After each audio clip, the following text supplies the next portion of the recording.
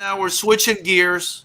Now we're going to be talking about Anthony Joshua versus Jermaine Franklin. They're going to be fighting this weekend, Coach. And Fill Anthony me in Joshua. on this. Fill me in on the Franklin guy, bro. Yeah, well, he's the one. He's the one that fought Dillian White in the last one. And we haven't seen too much. I don't think we've had too much in depth of a look at him. Did I'm a big. Dillian stop him late? I think it was a decision. I think he won the decision over him, Over. Jermaine Franklin. Yeah. Okay. So And was he he's an competitive in American. the fight? He was competitive. Did Yeah, he it was. have like dreadlocks, like long hair? Yeah. That's the I'm one. pretty sure I seen that fight, man. And he was Yeah, in there fighting, yeah. it was a close fight. He did a good job against Dillian White. And I'm Dillian fans. We Dillian fans over here. Yeah, we are. So Yeah, so we are. even though you know, he's got some little bit of things he could have did better, but he is what he is, and he's a bad man. And if you want to trade, you're liable to get hurt. So Yeah, yeah, uh, and so that Franklin versus Dillian White fight happened, Coach, in November, and he lost a majority decision in that fight. So it was a competitive fight in London against Dillian White.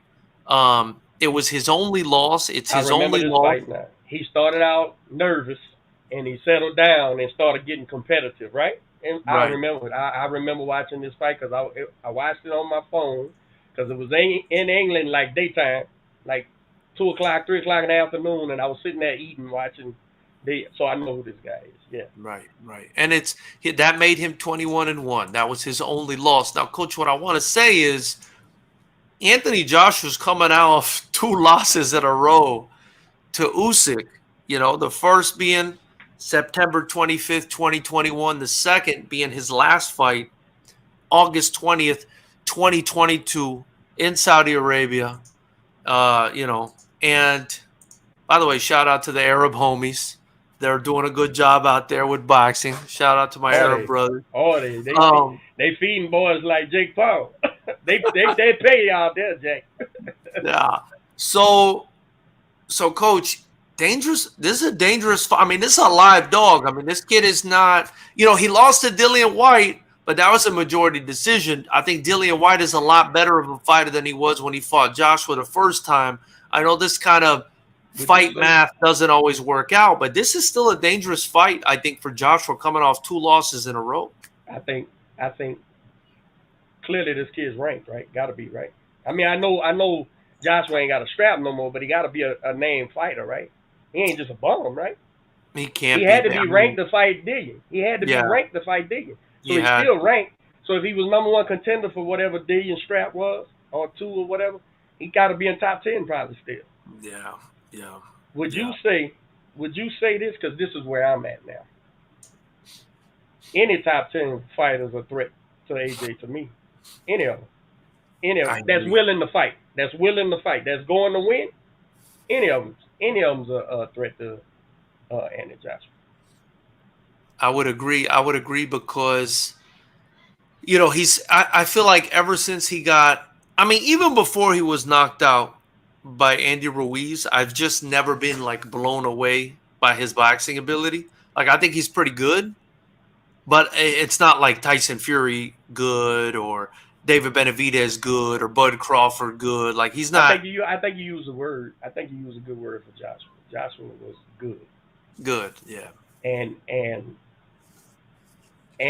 and basically the basic, especially in England, the basic English amateur boxing style that they teach over there.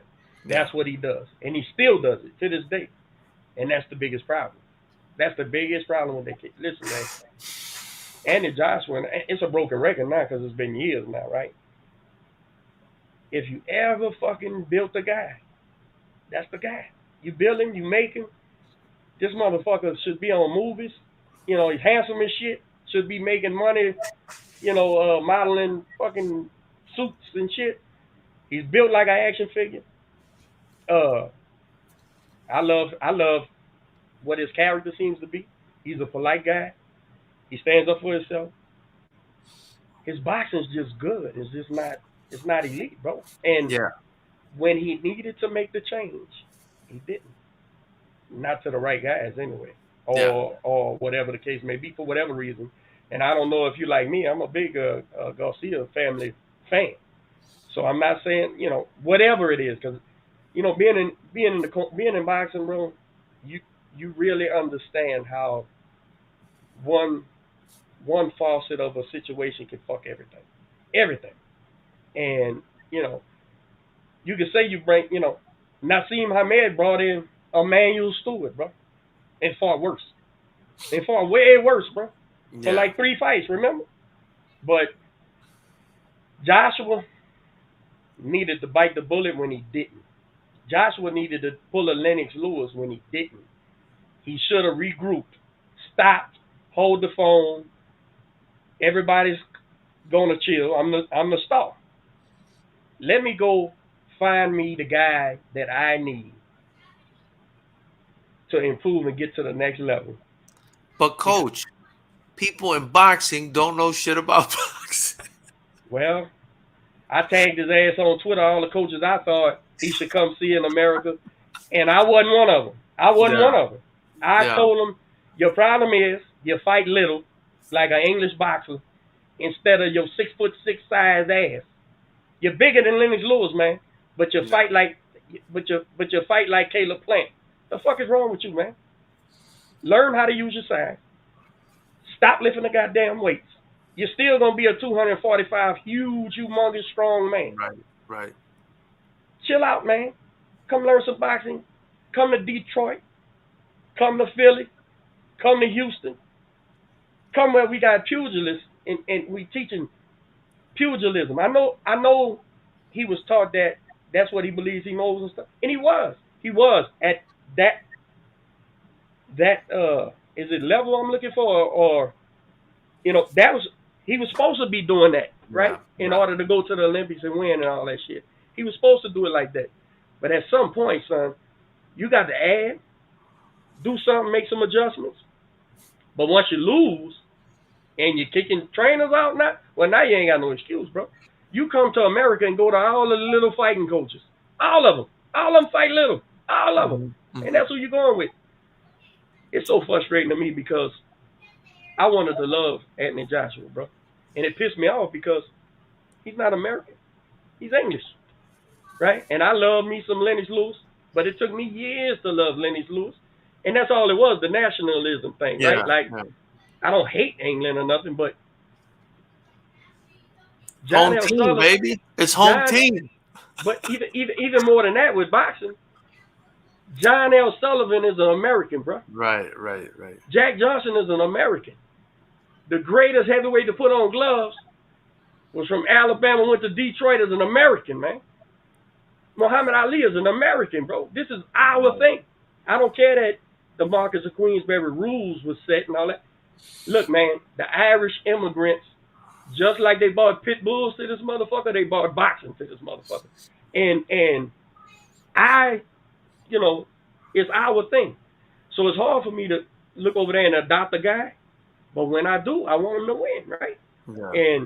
And I just seen it, man. As soon as somebody's gonna get him. Now, I know you with Robles and you have a little bone to pick with in his warranty with Ruiz, how he handles shit and shit like that in his warranty, right?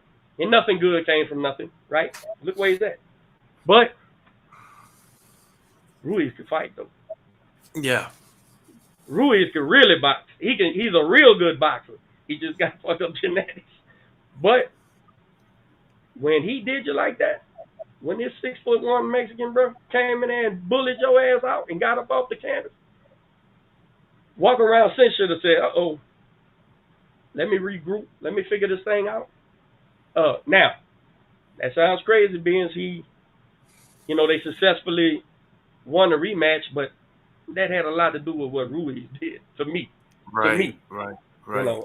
and Manny could tell the truth after he done backed his fighter, and then his fighter pulled the shit he pulled, so he could tell the truth about how shit was going down. But You couldn't have drew a better heavyweight champion than Anthony Joshua, bro. Right. Right. And he just didn't have the ability. Once the size wasn't the thing no more, and we live in a world now where every heavyweight 6'5" or better now. That's ranked. Yeah. And he was just gonna get whooped. Unless he fully immerses himself and dedicates himself, he's gonna beat some guys. He's gonna lose to some guys, bro. But every guy he fights got a chance to beat him. Yes, and it's because of technically, he's just good. He's good. Yeah. I agree with you. That was perfect. I think this fight's going to be competitive. I think if he comes to fight like he did with Dillian, because he came to fight with Dillian, he tried to win. If he does that with Joshua, he definitely got a shot. Yeah. I think it'll be a competitive fight. I would lean towards Joshua just because he's such a big. The experience factor. So much he's gonna experience. Be the environment, all that. Yeah, you gotta lean towards him, but it's a guy, and it's the reason they fighting this guy. Believe me, trust you me. Yeah, I mean, I think Joshua probably gets a decision, but it wouldn't surprise me. I'm going to say this now on the record. It wouldn't surprise me if if it's a close fight and maybe this kid gets kind of screwed on the cards or something like that, or maybe even gets an upset because I don't know. I've just not. I thought Joshua looked better a little bit in the second Usyk fight, but he absolutely gained some things, but then reverted when it was time to switch the gears and he got hit hard. He reverted back. Yeah, but that's what happens when you don't spend time with a guy. Listen, man, my amateur Quentin Randall trained with me for 2 years before he had his first amateur fight. The fastest I ever fought a kid, and I know this may sound crazy to some of you trainers because, again, this is just a difference of culture, right? Depending on your background in boxing.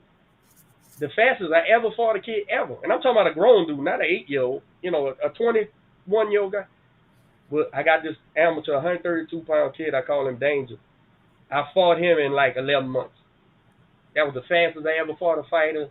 I've been training fighters 23 years, 24 years. That's the fastest I ever fought a fighter, and I believe I fucked up. I shouldn't have did. So I'll never, you know what I'm saying? So for him to add, for you to build a muscle memory, for you to understand critically the technical aspect of what this guy is teaching you, and for it to sink in and then get it and then lock it in and then muscle memory, you can't jump back in there with a guy. You better do how you beat Ruiz. Peck and go, peck and go, peck and go, and peck and go. And then he got his straps back. He should have went and find him a trainer. Yeah. But that's my opinion, bro. And I know it's hard for these guys to walk away from trainers, as it should be, if the trainer got you to that level of success, right? I understand that. That's why I'm a stickler to add somebody if you got to. Add a guy. Right. As long as he fits in. As long as he's cohesive and not making it rough. Yeah, I agree, Coach. And I guess that's what we're going to be talking about next week, guys. That's the fight we're going to be talking about next week. That's what's happening